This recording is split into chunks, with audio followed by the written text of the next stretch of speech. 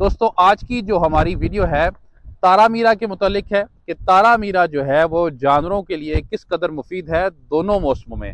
तो वीडियो को शुरू से लेकर एंड तक आपने मुकम्मल देखना है। इसका तरीकाकार इस्तेमाल का बताएंगे आपको, सर्दियों में कैसे और गर्मियों में कैसे करना है।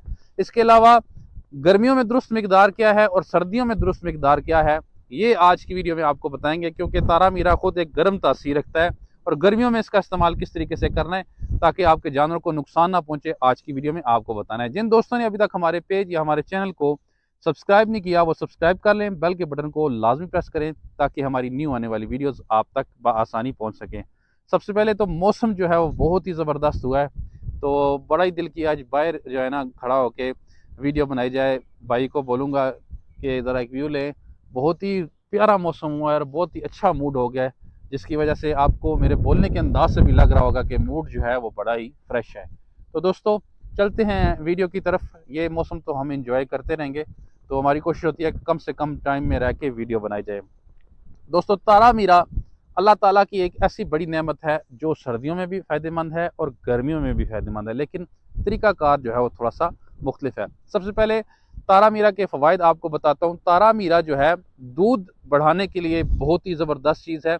जानवर का दूध बढ़ाता है, जानवर का इम्यूनिटी सिस्टम जो है उसको मजबूत करता है, जानवर के अंदर जो फासिद मादे होते हैं, जो जहरीले मादे होते हैं, उनको ये खारिज करता है और उसके अलावा वाईबादी को भी नहीं होने देता।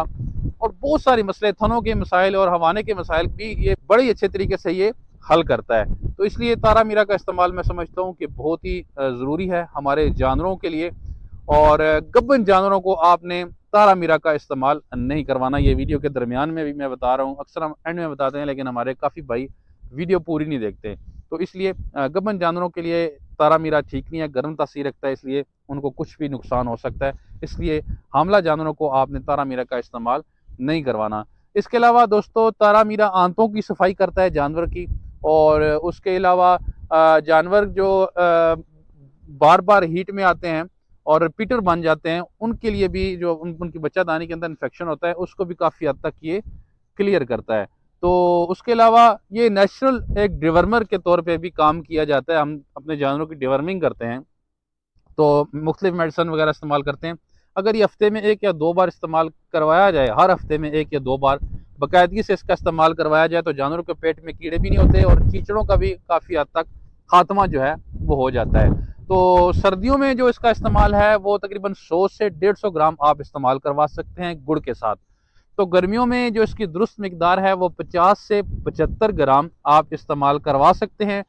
तो गर्मियों में आपने कोशिश ये करना है, क्योंकि गर्म तासीर रखता है, तो इसको आपने रात भर जो है वो पानी में भिगो के रखना है और सुबह के टाइम यानी कि दिन 10-11 बजे जब आप अपने जानवर को पानी पिलाने लगे तो कोशिश करें ये पानी पिला दे अपने जानवरों को।